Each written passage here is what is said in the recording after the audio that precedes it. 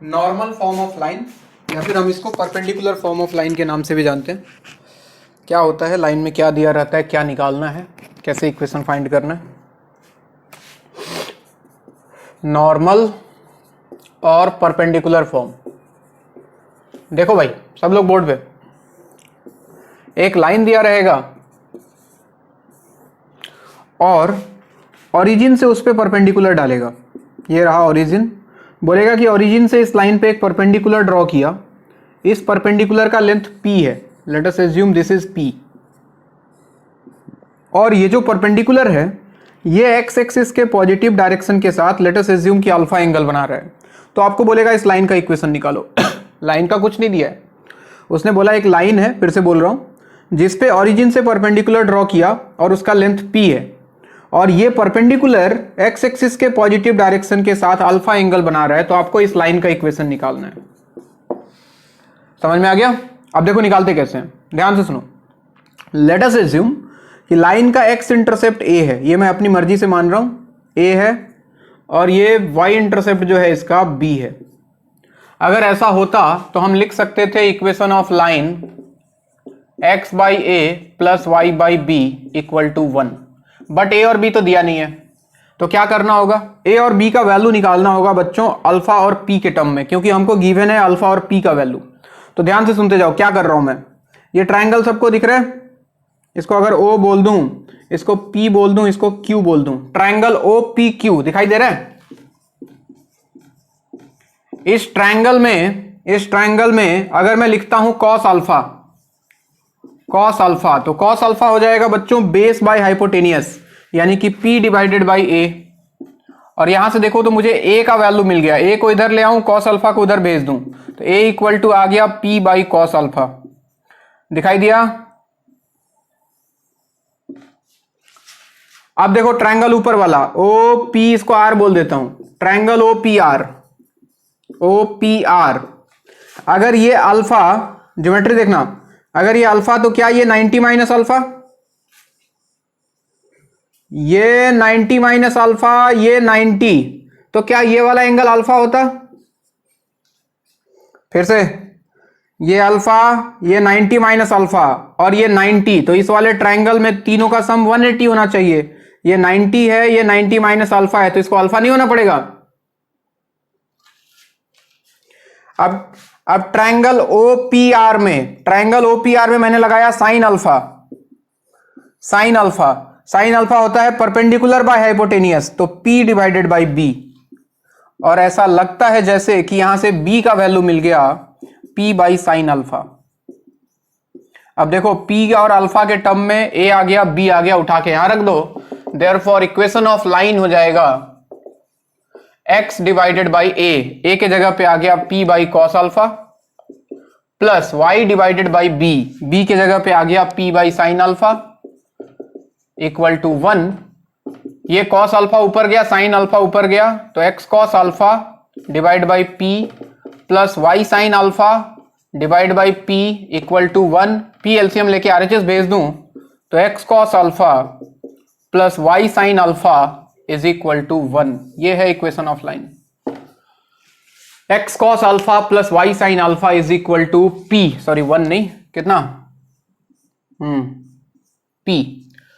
तो इसमें ध्यान रखने वाली बात क्या है कि p is length of perpendicular from origin to the line, and alpha is not angle made by line, alpha is the angle made by this perpendicular with positive direction of x axis. Clear है क्या? पहले इसको लिखो, फिर मैं alpha और p के बारे में लिखा देता हूं। पहले इसको लिख लो।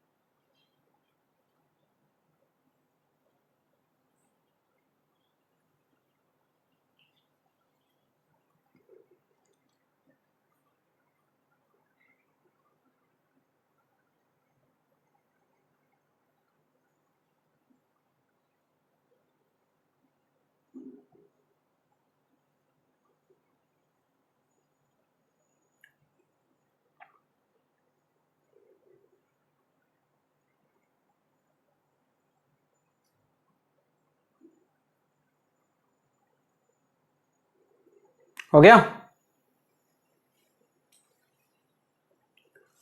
नीचे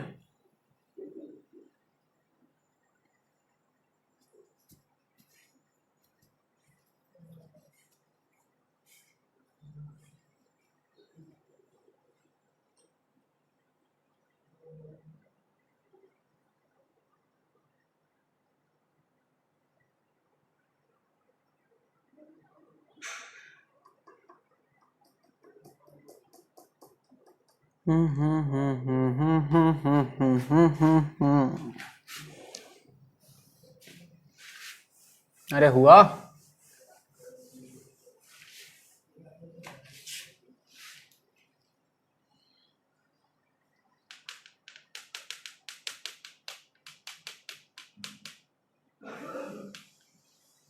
मेरा साउंड गायब हो गया।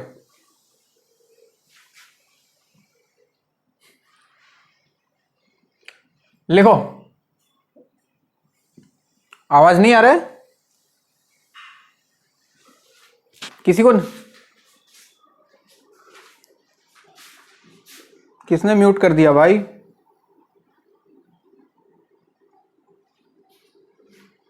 लिखो, here P is the length of perpendicular. Here P is the length of perpendicular drawn from origin to the given line.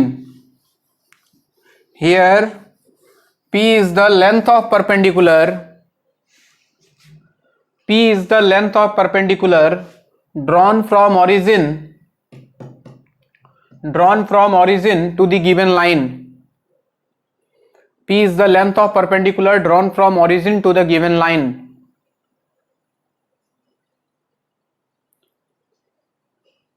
P is the length of perpendicular drawn from origin to the given line, and alpha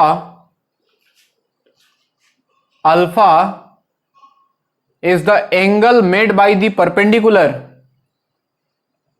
Alpha is the angle made by the perpendicular with positive direction of x-axis. Alpha is the angle made by the perpendicular with positive direction of x-axis. Alpha is the angle made by the perpendicular with positive direction of x-axis. लिख लिया?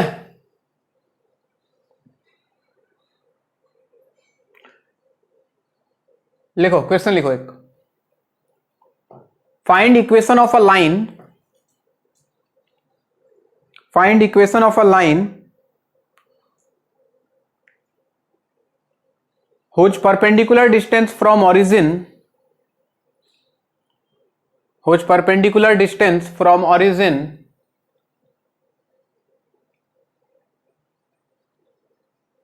is P, whose perpendicular distance from origin is P, and angle made by the perpendicular with x-axis is alpha. Angle made by the perpendicular with x-axis is alpha. Angle made by the perpendicular with x-axis is alpha. पहला part line change करके P equal to 5, alpha equal to 45 degree. तो line का equation हमको बताना है। तो देखो alpha 45 से तुमको आइडिया लग जाएगा कि ये परपेंडिकुलर जो है, परपेंडिकुलर का लेंथ 5 है और ये परपेंडिकुलर 45 डिग्री का एंगल बना रहा है, यानी कि लाइन कुछ ऐसा रहा होगा। यानी कि इस लाइन का इक्वेशन अल्फा पता है, पी पता है, हमें पता है इक्वेशन होता है x cos alpha plus y sine alpha equal to p. तो एक्स इंटू अल्फा का वैल्यू 45, तो x cos 45 plus y sine 45 equal to p के जगह पे 5। तो एक्स इंटू ये हो गया 1/√2 प्लस वाई इंटू साइन 45 भी 1/√2 इक्वल टू 5। √2 उधर भेज दो, 5√2 LHS ले आओ, तो x plus y minus 5√2 equal to 0। कोई दिक्कत?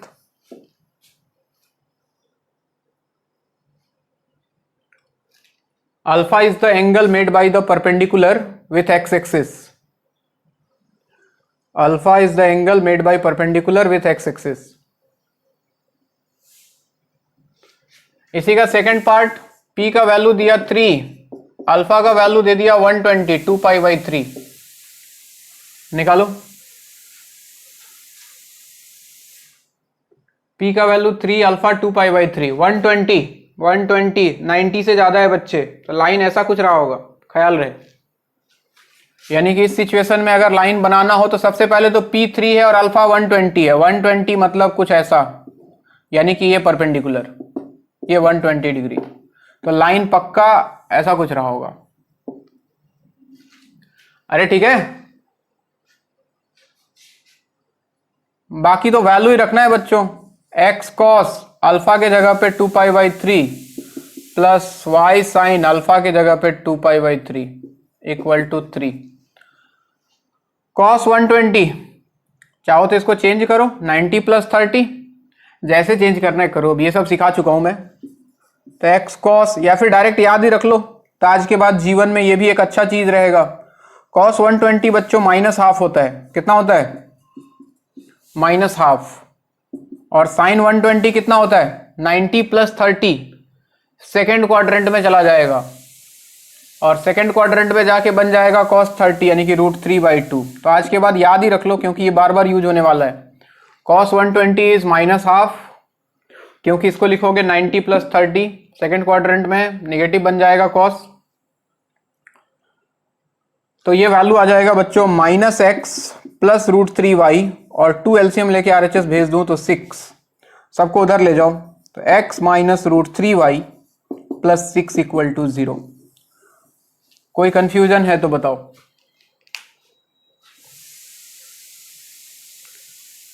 है क्या?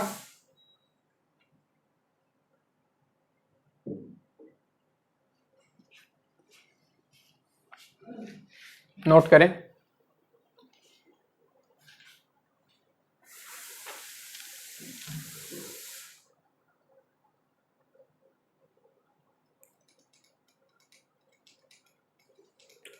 मेरी बेबसी का बयान है, बस चल रहा ना इस घड़ी।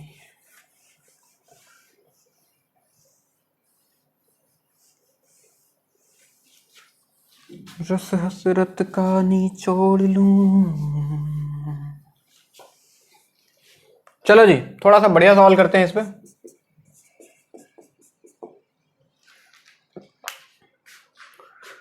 सबका हो गया लिखना?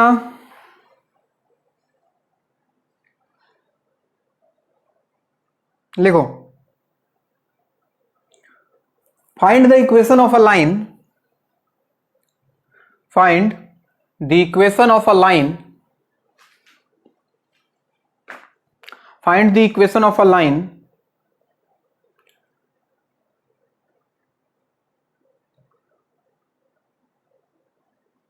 if the perpendicular from origin to this line, if the perpendicular from origin to this line makes an angle of 60 degree with x-axis, if perpendicular from origin to this line makes an angle of 60 degree with x-axis, perpendicular from origin to this line makes an angle of 60 degree, makes an angle of 60 degree with x-axis, and the line makes a triangle, the line makes a triangle with coordinate axis, the line makes a triangle, the line makes a triangle with coordinate axis line makes a triangle with coordinate axis of area 54√3 and the line makes a triangle with coordinate axis of area 54√3। सवाल लिख लिया सबने? अब सवाल में हो क्या रहा है समझो। उसने बोला एक लाइन है जिस पे ओरिजिन से जो परपेंडिकुलर डाला गया वो 60 डिग्री बना रहा है, यानी कि पक्की सी बात है कि लाइन कुछ ऐसा होगा। पहला चीज तो ये अल्फा तो दे दिया भाई, काश कि उसने पी भी दे दिया होता इसका लेंथ तो सवाल एक लाइन का हो जाता, लेकिन उसने ये नहीं दिया। इस बार पी का वैल्यू उसने नहीं दिया। उसने क्या बोला कि ये जो लाइन है ये कोऑर्डिनेट एक्सिस के साथ मिलके, कोऑर्डिनेट एक्सिस मतलब एक्स एक्सिस और वाई एक्सिस के साथ मिलके एक ट्रायंगल बना रहा है। हमें भी दिख रहा है साफ साफ ओ ए बी, और उसने इस ट्रायंगल का एरिया दे दिया है। अब बोला कि बताओ इस लाइन का इक्वेशन क्या होगा। सवाल समझ आ गया? बस पी निकालना है, थोड़ा सा ज्योमेट्री है जो प्रूफ करने में लगाया था वही लगाएंगे। इसको ए मान लेते हैं, इसको बी मान लेते हैं। हाँ जी, नीचे वाले ट्रायंगल में cos 60 कितना p बाई ए है ना, तो a का वैल्यू कितना आ गया p divided by cos 60। cos 60 होता है हाफ, तो 2p आ गया। 2p, टोपी नहीं 2p। अब ये 60 तो ज्योमेट्री से हमको पता है कि ये भी 60 होता है। अल्फा था तो अल्फा आया था, याद करो। ये 60 तो ये 30 हो जाएगा, ये 30 है ये 90 है तो इसको 60 होना पड़ेगा। अब इस ऊपर वाले ट्रायंगल में लगाया साइन 60, साइन 60 हो जाएगा perpendicular by hypotenuse p by b. तो यहां से b का वैल्यू देखो अगर, तो p divided by sine 60, sine 60 is √3 by 2 बच्चों, तो b का वैल्यू आ गया 2p बाई √3। a निकल गया, b निकल गया। सर a और b क्यों निकाला? क्योंकि बच्चे ट्रायंगल का एरिया दिया था, बेस निकाल लिया, हाइट निकाल लिया, तो क्या मैं एरिया ऑफ ट्रायंगल लिख सकता हूं? Area of triangle O A B कितना होगा? Half into base into height, यानी कि ए इंटू बी। बोलो। और एरिया इसका दे दिया है 54√3, तो यहां आ गया 54√3 इक्वल टू हाफ इंटू ए का वैल्यू निकाला 2p और b का वैल्यू निकाला 2p बाई √3। एक 2 ने एक 2 को मार दिया। अब ऐसा लगता है बाकी को इधर भेज दूं तो इधर बचेगा p square is equal to 54√3 multiplied by, एक तो √3 आया, डिवाइडेड बाई एक ये 2 आ गया, तो 2 से गया ये 27, √3 बन गया 3 और 3 इंटू 27 होता है 81, तो p स्क्वायर का वैल्यू 81, तो p कितना भाई? 9। निगेटिव मत लेना, ये लेंथ है, -9 मत बोलना, निगेटिव वाले को हटाना है, ये लेंथ है, निगेटिव नहीं होगा। तो p मिल गया, अल्फा पहले से पता था 60 डिग्री, तो इक्वेशन आ गया x cos alpha plus y sin alpha equal to p, यानी कि 9, यानी कि x into cos 60 is half, y into sin 60 is √3 by 2 equal to 9, and you will get x plus √3y। 9 to 18 हो जाएगा, इधर आके -18 इक्वल टू 0। ये रहा आपका फाइनल इक्वेशन। किसी को कोई तकलीफ, कोई कंफ्यूजन? कर देंगे बच्चे। एक्चुअली यहां पे टेम्परेचर थोड़ा कम है मेरे रूम में, तो हो जाता है कभी कभी। चलो फिर से देखो, ध्यान दो। इसको P मान लिया हमने बच्चे, P, और इसको A मान लिया है, इसको B मान लिया है। तो इस नीचे वाले ट्रायंगल में हमने लगाया cos 60, cos 60 equal to base by hypotenuse P by A। यहां से हमको A का वैल्यू मिल गया P by cos 60, cos 60 is half. ये 60 तो ज्योमेट्री से ये 60 आता है, प्रूफ में बताया था। तो ये वाले ट्रायंगल में लगा दिया sin 60, perpendicular by hypotenuse P by B, यहां से B निकाल लिया, A निकल गया, B निकल गया। तो एरिया ऑफ ट्रायंगल OAB हमने लिखा है half into base into height. ये बेस, ये हाइट, एरिया दिया हुआ है 54√3, ए और बी का वैल्यू रखा, यहां से पी निकल गया और पी निकल गया, अल्फा गिवन था, इक्वेशन आ गया x cos alpha plus y sine alpha equal to p. बोलो, नोट करें।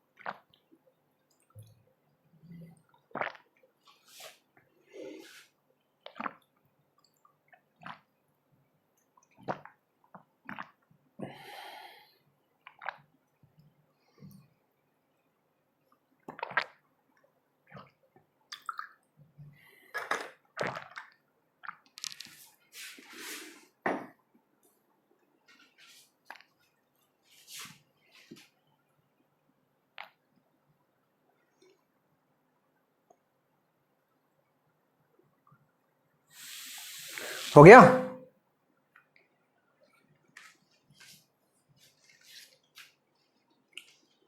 और हो सांस का शोर हो, आँच की ओर बढ़े।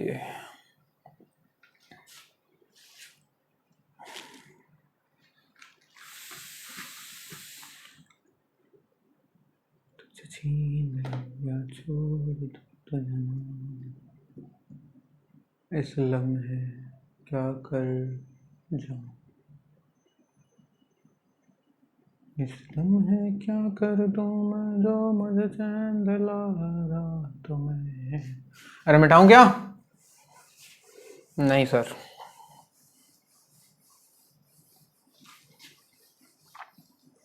चलो नेक्स्ट हेडिंग लगाओ, पैरामेट्रिक फॉर्म।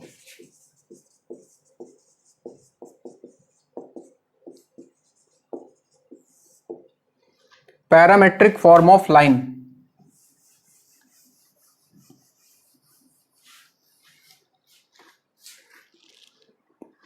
तुम्हारा चश्मे का नंबर बढ़ेगा बच्चे।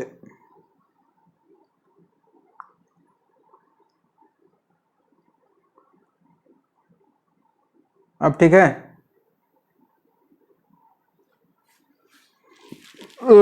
चलिए, पैरामेट्रिक फॉर्म में क्या होता है, एक्चुअली पॉइंट निकालना होता है किसी लाइन पे। अगर एक पॉइंट दिया हो और दूसरा पॉइंट पूछ रहा हो तो उसके लिए हम इसका यूज करते हैं। काफी इंपॉर्टेंट कहानी, ध्यान दें, समझें। पहले एक लाइन है, इस लाइन के ऊपर एक पॉइंट दे देगा P, x1 y1, this is given point, और आपको बोलेगा इसी लाइन पे मान लो कि यहां से r डिस्टेंस पे ऊपर की तरफ या नीचे की तरफ कहीं भी जा सकता है। यहां से r डिस्टेंस पे एक दूसरा पॉइंट है Q। आप बताओ इस पॉइंट Q का कोऑर्डिनेट क्या होगा। ऐसे सवाल आते हैं कि इस पॉइंट पे, इस गिवन पॉइंट से कुछ डिस्टेंस पे 2 यूनिट 3 यूनिट डिस्टेंस पे एक दूसरा पॉइंट है, उसका कोऑर्डिनेट निकालना है। तो बहुत सिंपल काम करते हैं बच्चों, कुछ कॉम्प्लिकेटेड नहीं, जिंदगी बहुत आसान बनानी है। Let us assume coordinate of this point Q is XY। मान लिया, मैथमेटिक्स वाले मानने में एक्सपर्ट हैं हम लोग। अब देखो, ध्यान दो इधर, ये यहां से एक पैरेलल लाइन, यहां से एक परपेंडिकुलर लाइन, ठीक। ये वाले एंगल को कुछ मान लेता हूं मैं, कुछ मान लेता हूं थीटा। अगर लाइन का एक्स एक्सिस के साथ एंगल थीटा होता तो ये भी थीटा होता। ये theta theta theta theta theta, मतलब tan थीटा इज स्लोप, ऐसे समझ लो, tan theta is slope of given line. अब अगर ये एंगल थीटा, तो इस वाले ट्राइंगल में देखो, इस वाले ट्राइंगल में ये वाला डिस्टेंस कितना होता है बच्चों? ये वाला क्या x माइनस x1, और ये वाला कितना होता है? ये वाला कितना होता है? ये वाला क्या y माइनस y1। अरे सबको दिखाई दे रहा है? बस इस ट्रायंगल में एक बार लगाया साइन थीटा बच्चों, साइन थीटा। साइन थीटा होता है परपेंडिकुलर बाय हाइपोटेनियस, तो परपेंडिकुलर हो गया y minus y1 divide by hypotenuse बच्चों r है। और यहां से हमने निकाल लिया r का वैल्यू, कितना आता है r का value? y minus y1 divided by sine theta. बहुत बढ़िया। अब इसी ट्रायंगल में एक बार लगा दिया कॉस थीटा, तो अगर cos थीटा लगाया जाए तो cos थीटा होता है बेस बाय हाइपोटेनियस, तो बेस दिख रहा है बच्चों x माइनस x1 और हाइपोटेनियस अभी भी अपना r। तो यहां से अगर r निकालूं तो ऐसा लगता है जैसे कि x minus x1 divide by cos theta आ जाएगा। अब ये भी r है, ये भी r है, तो r r भाई भाई दोनों को इक्वेट कर दो। तो हम लिख सकते हैं कि x minus x1 divide by cos theta must be equal to y minus y1 divide by sin theta and that must be equal to r। और मजे वाली बात ये कि यहां पे लगा देते हैं प्लस माइनस r। अगर ऊपर जाते हैं किसी पॉइंट से दूर जाते हैं तो पॉजिटिव लेते हैं, नीचे आते हैं तो निगेटिव लेते हैं। अब बोलोगे सर हमें तो एक्स वाई निकालना था, आपने तो वो निकाला ही नहीं। अबे निकल गया है, देखो ध्यान से, इसको और इसको इक्वेट करो, इसको और इसको, बताओ एक्स कितना आएगा, बीच वाले को भूल जाओ।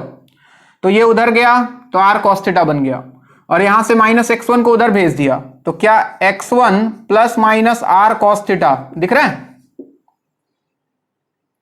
और अगर इसको और इसको इक्वेट करूं तो साइन थीटा उधर जाके आर साइन थीटा, और माइनस y1 को उधर भेज दूं तो y का वैल्यू आ जाता y1 plus minus r sine theta. This is the story. यानी कि अगर किसी लाइन पे क्या दिया हो, एक पॉइंट x1 y1 दे दे, लाइन का स्लोप वाला एंगल दे दे थीटा, तो हम इस लाइन से r डिस्टेंस ऊपर या r डिस्टेंस नीचे किसी भी दूसरे पॉइंट का कोऑर्डिनेट निकाल सकते हैं using the expression x1 plus minus r cos theta and y1 plus minus r sine theta. बात समझ में आई? नोट करें, बहुत सिंपल है बच्चों, मैथमेटिक्स बहुत सिंपल चीज है, जिंदगी कॉम्प्लिकेटेड है, मैथ्स तो सिंपल है।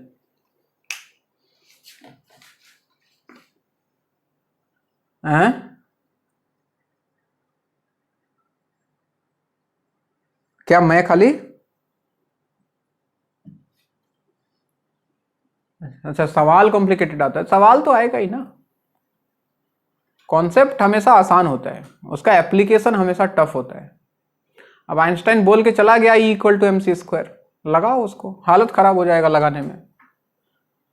उस गधे ने कैसे सोचा होगा energy, mass, speed of light. मजाक बात है, घर में बैठ के सोच लेना E इक्वल टू mc²। अब वो भी सही है कि नहीं पता नहीं। मजे वाली बात तो ये है, बहुत सारा लोग उसको चैलेंज करते रहता है।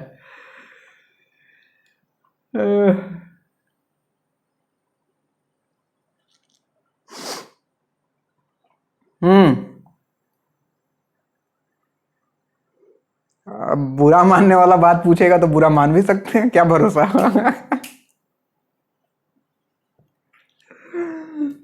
बोलो। मेरे घर में यहां पे हाँ एक लड़का है।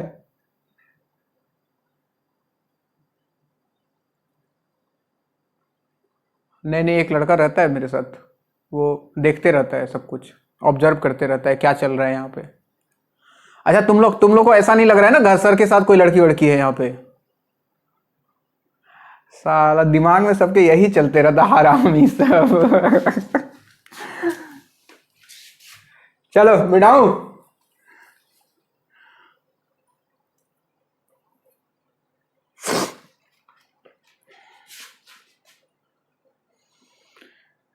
प्यार मोहब्बत धोखा है, पढ़ लो बच्चों मौका है।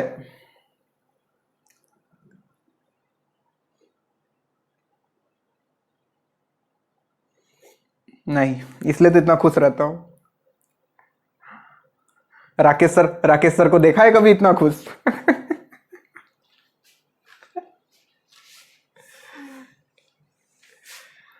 जिंदगी में खुश रहना चाहते हो, एक ही काम मत करना बस, बाकी जो करना है करो।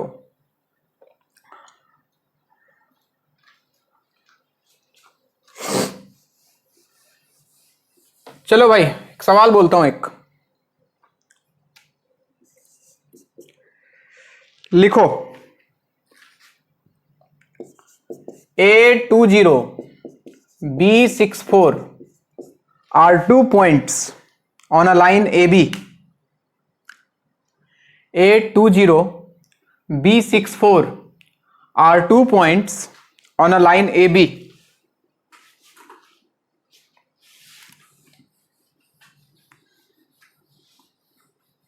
Full stop. If this line is rotated about A,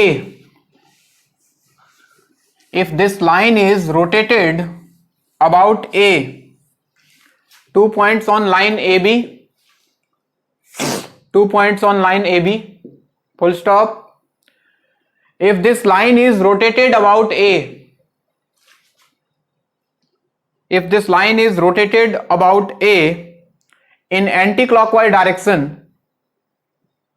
through an angle of 15 degree, if this line is rotated about A in anti-clockwise direction with an angle of 15 degree, in anti-clockwise direction with an angle of 15 degree, then find new coordinates of point B. Then find new coordinates of with an angle of 15 degree, 15 degree. Then find new coordinates of point B. लिख लिया सवाल? जरा ए और B को दिखाओ तो बच्चों. ये रहा सर ए 20 इधर कहीं.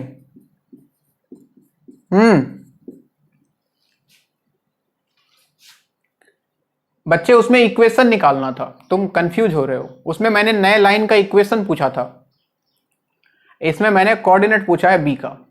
नहीं समझे बात? इसलिए भावनाओं को कंट्रोल में रखें. चलिए, ऐसा लगता है जैसे करा चुका हूं, नहीं कराया. तो ये लाइन है बच्चों ए बी. सबसे पहले तो अब उसने बोला कि इस ए बी को घुमा दिया. कितने डिग्री से? 15 डिग्री से. किसके अबाउट? ए के अबाउट. ए को फिक्स रखा 15 डिग्री से एंटी क्लॉकवाइज डायरेक्शन. मान लो कि ये लाइन घूम गया ऐसा, और मान लो ये नया पॉइंट आ गया बी, घूम के पहुंच गया बी डैश. आपको ये बी डैश का कोऑर्डिनेट निकालना है. ये दिया हुआ है 15 डिग्री. क्या बात समझ में आई? अब देखो बच्चों, इस लाइन पे एक पॉइंट पता है ए, तो x1 y1 पता लग गया. अगर इस लाइन का ये एंगल थीटा पता लग जाए, बस निकल जाएगा बी डैश का कोऑर्डिनेट. तो ये थीटा निकालने के लिए ये 15, ये कितना, ऐसे ही बता दो, ये कितना? अरे इसका 45 आएगा. ये देखो, इसका स्लोप लिख रहा हूं, M A B equal to tan alpha, और tan अल्फा इक्वल टू क्या? y2 minus y1 divide by x2 minus x1, यानी कि 4 माइनस 0 डिवाइड बाई 6 माइनस 2. 4 से 4 उड़ जाएगा बच्चों. तो tan अल्फा इक्वल टू 1. तो अल्फा कितना आया था? 45. यहां तक तो काम हमने पहले भी किया था. अब ये 45 और ये 15, तो क्या थीटा का वैल्यू 60 हो गया?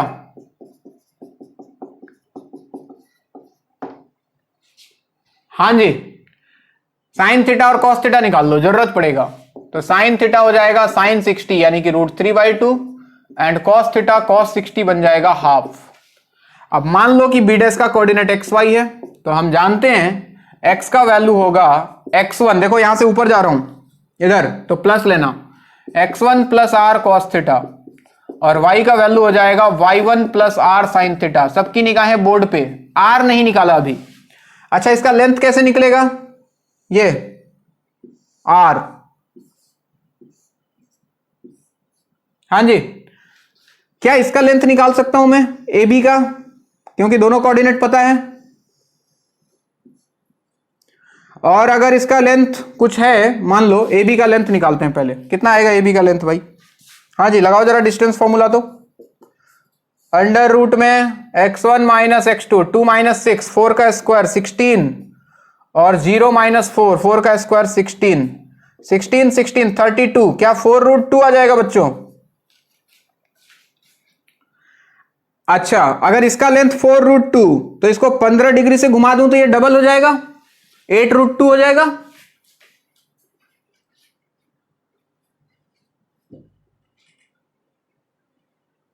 सेम ही रहेगा ना? हाँ, बहुत बढ़िया. ऐसे ही मजा ले रहा था. तो r का वैल्यू पता लग गया कि 4√2 ही रहेगा. बस उठा के यहां रख दो. तो x का वैल्यू देखो, x1 ये रहा 2, प्लस r का value 4√2 into cos theta 1/2. y का वैल्यू y1 हो गया 0, प्लस r का वैल्यू 4√2 इंटू साइन थीटा √3/2। तो ऐसा लगता है ये 2 से गया 2, तो x का वैल्यू आ गया 2 + 2√2 और y का वैल्यू आ गया बच्चे 2 से गया 2, 2√2 इंटू √3 यानी कि 2√6। तो b डैश का जो नया कोऑर्डिनेट आया 2 + 2√2, 2√6। बोलो कोई कंफ्यूजन किसी को?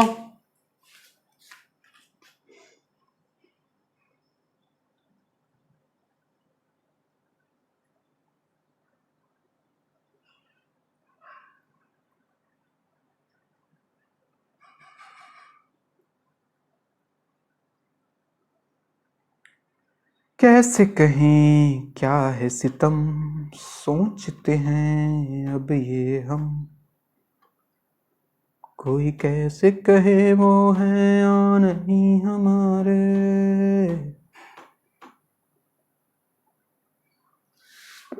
कोई दिक्कत है क्या?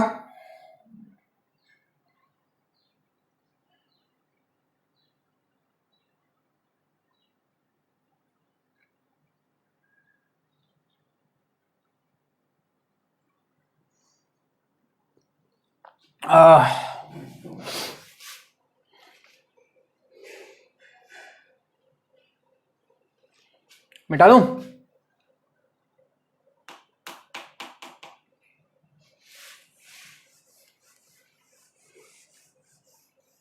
हाँ सर, नो सर।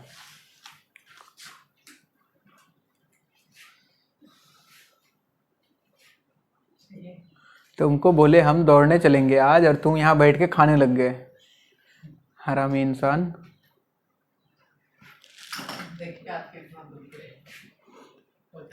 तो धूप में थोड़ी दौड़ना है, पहाड़ पे दौड़ेंगे जाके।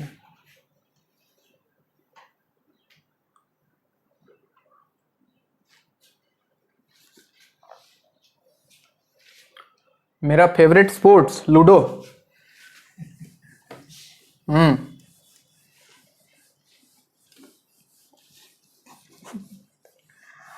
लूडो से बढ़िया कुछ, लूडो से बढ़िया कुछ है बताओ दुनिया में? घर में बैठ के खेलो। मेरा एक दोस्त रहता है यूएस में, बताओ मैं उसके साथ बैठ के लूडो खेलते रहता हूँ। कितना मजेदार चीज है।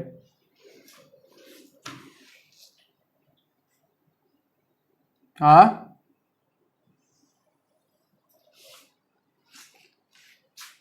आवाज नहीं आ रहा है, क्या हो गया? हाँ अभी आ रहा है, बोलो। क्रिकेट क्रिकेट क्रिकेट खेलते हैं ना बच्चे।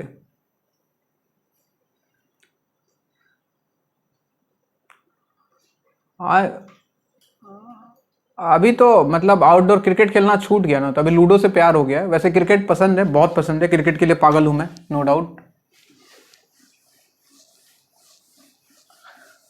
हाँ यार धोनी से प्यार है भाई। आईपीएल यार, हाँ क्या करोगे। आईपीएल में इस बार सट्टेबाजी होगा बच्चे बहुत ज्यादा, तो आईपीएल का वो जो क्रेज है वो बचेगा नहीं इस बार। फिर भी देखते हैं। चलो लिखो सवाल, लिखो बढ़िया सवाल एक। If two opposite vertices, if two opposite vertices of a diagonal of a square, two opposite vertices of a diagonal of a square are, two opposite vertices of a diagonal of a square are 1, 2 and 5, 8. 1, 2 and 5, 8. Then find other two vertices of this square. Then find other two vertices of a square. यानी कि ये दोनों निकालना है। अगर ये दोनों दिया हुआ है तो बहुत सिंपल सवाल है, देखने में लगता है कितना सिंपल है। एक और सवाल कराया था स्टार्टिंग में जिसमें 3 दिया था, चौथा निकालना था, तो वो काफी आसान था। लेकिन जब 2 दिया रहे और बाकी दोनों निकालना है तो कहानी में लगता है पैरामेट्रिक फॉर्म। कैसे लगाना है बच्चों, ध्यान से बोर्ड पे सब लोग देखें और समझने की कोशिश करें। अगर ये स्क्वायर है तो हम जानते हैं कि इसका दूसरा डायगोनल और पहला डायगोनल दोनों का मिड पॉइंट एक ही जगह पे होगा। क्या मैं सही बोल रहा हूं? और वो कितना होगा? 5 + 1 6/2 3 एंड 8 + 2 10/2, क्या 3/5 होगा? तो अगर इसका नाम दे दूं कुछ BD, तो देखो BD का मुझे मिड पॉइंट मिल गया 3,5। अच्छा, अब मुझे D निकालना है, B निकालना है।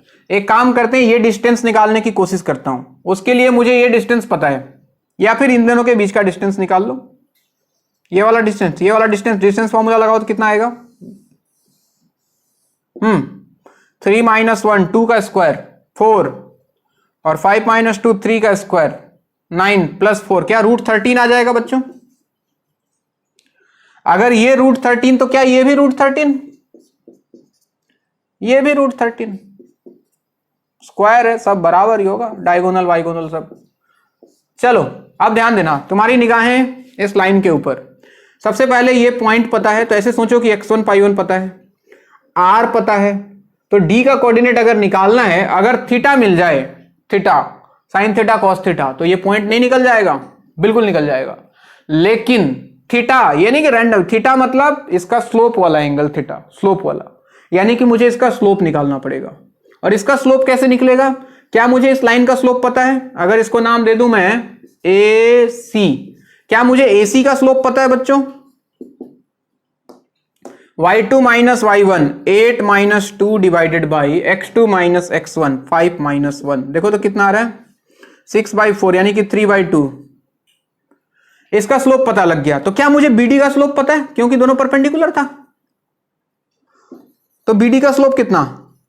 -1/3/2, यानी कि -2/3। अरे याद है ना, परपेंडिकुलर लाइन का स्लोप निकालना है। तो देखो बच्चों, स्लोप का मतलब क्या पता लग गया? tan theta. देखो एकदम होशियारी से, हमें BD के लिए, फॉर BD इस लाइन के लिए हमको tan थीटा का वैल्यू पता लग गया -2/3। लेकिन हमें तो फॉर्मूले में sin थीटा और cos थीटा चाहिए होता है। तो अगर tan थीटा पता है तो क्या मैं sin थीटा निकाल सकता हूं बच्चों? ट्रिगोनोमेट्री आ गया अब तो। tan थीटा होता है परपेंडिकुलर बाय बेस, हाइपोटेनियस कितना?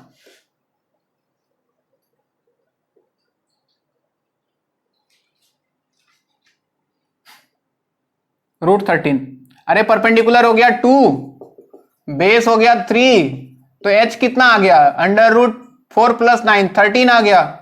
तो sine theta perpendicular by hypotenuse, यानी कि 2/√13। अब मजे वाली बात यह है कि प्लस या माइनस, tan थीटा माइनस था, तो ये प्लस या माइनस? देखो यहां पे लगाना पड़ता है बच्चे दिमाग, यहां तक सब कर लेते हैं, लेकिन प्लस माइनस में कोमा में चले जाओगे, वापस ट्रिगोनोमेट्री आ जाना चाहिए। क्या क्या प्लस होगा? देखो कैसे, tan थीटा निगेटिव है, tan थीटा निगेटिव है मतलब थीटा कौन से क्वाड्रेंट में रहा होगा? फर्स्ट क्वाड्रेंट या सेकंड क्वाड्रेंट? Second quadrant. या ये निगेटिव देख के आइडिया आया कि थीटा जो है वो सेकंड क्वाड्रेंट में है, और अगर सेकंड क्वाड्रेंट में है तो साइन सेकंड क्वाड्रेंट में पॉजिटिव या निगेटिव? पॉजिटिव। और cos थीटा होता है बच्चों बेस बाय हाइपोटेनियस, यानी कि 3/√13, पॉजिटिव या निगेटिव? निगेटिव, क्योंकि सेकंड क्वाड्रेंट में cos निगेटिव होता है। क्या मेरी बात यहां तक क्लियर है? अब आ जाओ D और B। देखो कौन ऊपर कौन नीचे नहीं पता, इतना पता है कि दोनों के लिए x1 y1 यही है और r का वैल्यू √13 है, तो एक के लिए प्लस लेना पड़ेगा तो दूसरे के लिए माइनस लेना पड़ेगा। ठीक है, तो मैं लिख रहा हूं B और D का कोऑर्डिनेट। कैसे लिखूंगा? x का value x1 ± r cos theta, और y का value y1 ± r sin theta. दोनों ही निकालना पड़ेगा, क्योंकि एक के लिए ऊपर जाना पड़ेगा तो दूसरे के लिए नीचे, और सेम ही लाइन पे है। तो x = x1 हो गया 3 प्लस माइनस r का वैल्यू हो गया बच्चों, r का वैल्यू ये √13 इंटू कॉस थीटा हो गया भाई -3/√13। y का वैल्यू हो गया y1 is 5 plus minus r का वैल्यू अगेन √13 और साइन थीटा 2/√13। √13 ने √13 को मारा, √13 ने √13 को मारा, सबसे पहले यहां भी प्लस लो, यहां भी प्लस लो, बताओ कोऑर्डिनेट क्या आएगा? 3 प्लस -3 क्या 0 हो गया? यहां प्लस लो, 5 प्लस 2 कितना 7, तो एक तो ये आएगा, और दूसरा क्या आएगा 3 माइनस -3 क्या 6 हो गया, और 5 माइनस 2 क्या 3 हो गया। तो ये रहे बाकी दोनों वर्टिसेस। क्या मेरी बात समझ में आई? थोड़ा भारी था नहीं, भारी भारी कुछ नहीं था, ये ट्रिगोनोमेट्री पुराना चीज है ये। हाँ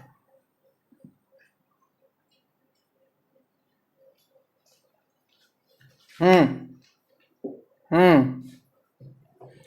बहुत बढ़िया सवाल बच्चे। बट थीटा, थीटा स्लोप वाला एंगल थीटा, याद करो थीटा कहां से कहां तक लिखा था, याद है? 0 से पाई। तो स्लोप वाला एंगल बच्चे थर्ड और फोर्थ क्वाड्रेंट में जाता ही नहीं है,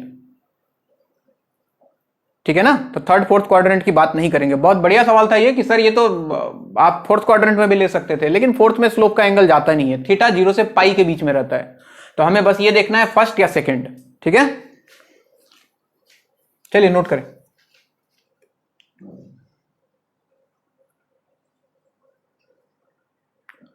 बहारों फूल बरसाओ मेरा महबूब आया है। कैसा है? कोई नहीं, आज रात को मैं मटन लेके आऊंगा, मतलब मटन खा के आऊंगा।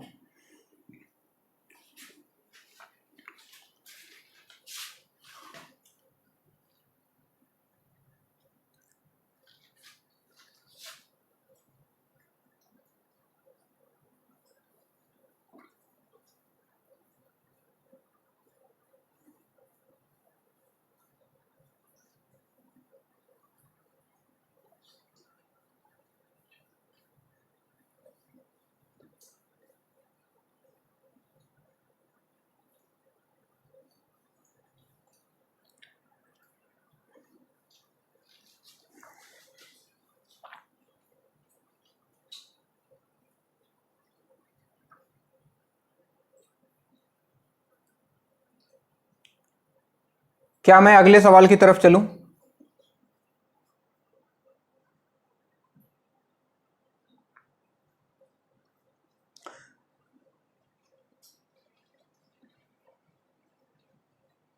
तुम बिन क्या है जीना, क्या है जीना।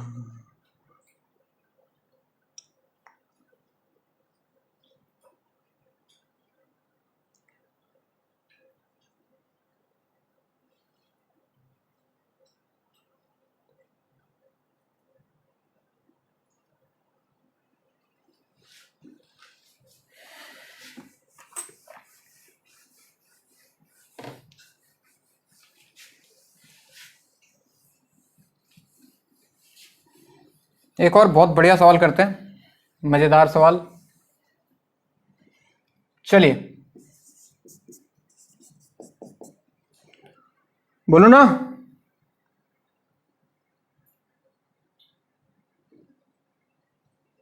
लिखो line x/3 plus y/4 equal to 1, x/3 plus y/4 equal to 1 intersect x-axis at A and y-axis at B. The line x/3 plus y/4 equal to 1 intersect x-axis at A, capital A, and y-axis at B. हो गया? The line x/3 plus y/4 equal to 1 intersect x-axis at A and y-axis at B. हो गया? आगे लिखो taking AB as one side taking AB as one side, a square is drawn in first quadrant. Taking AB as one side,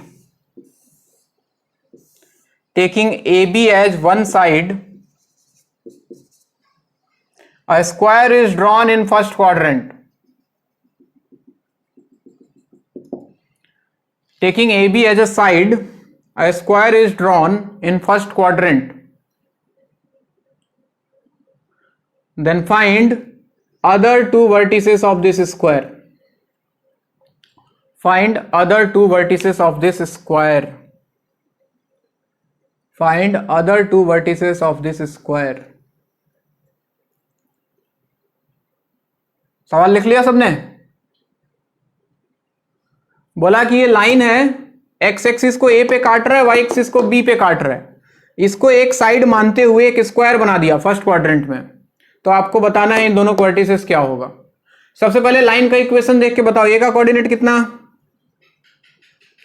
ये रहा 3,0, x intercept 3 है, Y intercept 4 है, तो ये हो गया 0 4। चलो ए और बी पता है, अपने को सी और डी निकालने का। हाँ जी, ये सी है, ये मान लो डी है, ये निकालना है। चलो ध्यान दो, देखो अगर ये सी निकालना है, अगर तो इस लाइन को देखो, इस पे x1 y1 पता है, ये r पता लग जाएगा। ए बी का लेंथ कितना भाई? लगाओ डिस्टेंस फॉर्मूला, 5 है, 5 आएगा। तो स्क्वायर है तो ये 5, तो ये भी 5 और ये भी 5। चलो r का वैल्यू मिल गया, x1 y1 मिल गया। अगर ये एंगल इसका थीटा मिल जाए, थीटा मतलब स्लोप वाला एंगल, फिर से बता दूं आपको, स्लोप वाला एंगल, उसके लिए क्या करें? ए बी का स्लोप अपने को पता है, ए बी का स्लोप कितना? 4 - 0 डिवाइडेड बाई 0 - 3। क्या -3/4? बोलते नहीं। क्या ए बी के ये परपेंडिकुलर है? ए सी भी परपेंडिकुलर है और ये बी डी भी परपेंडिकुलर है, दोनों तो परपेंडिकुलर है ना इसके। 4 - 0 डिवाइड 4 - 0 डिवाइड बाई 0 - 3, सही तो लिखा है? Sorry, okay okay okay okay, -4/3। अब ठीक है, हाँ चलिए। तो AC का स्लोप चाहे BD का स्लोप दोनों बराबर होगा, काहे कि दोनों पैरेलल है, और ऐसे सोचो तो इसके परपेंडिकुलर है, और वो किसके बराबर होगा? क्या -1/- 4/3, यानी कि कितना? 3/4। अब चलो, चाहे इसके लिए बात करो चाहे इसके लिए, पैरेलल है तो ऑब्वियसली दोनों के लिए थीटा सेम ही है। तो tan थीटा का वैल्यू अपने को मिल चुका है, tan थीटा 3/4। तो फटाफट बता दो sin थीटा कितना? अबे 3/4, सॉरी 3/5। और cos थीटा कितना? 4/5। इसमें कोई दिक्कत नहीं है, ये AC के लिए भी है और BD के लिए भी है, क्योंकि दोनों पैरेलल है, दोनों ही के लिए। चलिए sin थीटा cos थीटा मिल गया। अब बात करते हैं सबसे पहले C की। फॉर C का कोऑर्डिनेट निकालने चला मैं, तो C का कोऑर्डिनेट हो जाएगा बच्चों, x कोऑर्डिनेट हो जाएगा x1 + r cos थीटा, और y coordinate y1 + r sin theta. देखना, x1 हो गया 3 प्लस r का वैल्यू हो गया 5, cos थीटा हो गया 4/5, y1 हो गया 0, r का वैल्यू हो गया 5 और sin थीटा हो गया 3/5। तो ऐसा लगता है जैसे 5 ने 5 को मारा, क्या ये 7 आ गया और क्या यहां 3 बचा? बोलो, अरे बोलो ना, ठीक है क्या? बोलोगे सर प्लस क्यों लिया, माइनस क्यों नहीं लिया था? क्योंकि मुझे साफ साफ दिख रहा था कि मैं यहां से ऊपर जा रहा था। समझ रहे हो ना बात को? तो दोनों में प्लस ही लेना है। अगर डी की बात करें, फॉर डी, तो सब कुछ सेम, x1 y1 बदल गया, इसका x1 0 हो गया, y1 4 हो गया, तो 0 प्लस r का वैल्यू अभी भी उतना ही है, 5 इंटू cos थीटा 4/5, और y1 का वैल्यू हो गया 4 प्लस r का वैल्यू 5 इंटू साइन थीटा 3/5, 5 ने 5 को मारा और ये आ जाएगा कुछ 4, कितना 7। तो ये आपका डी का कोऑर्डिनेट। कोई तकलीफ किसी को? चलिए नोट कीजिए।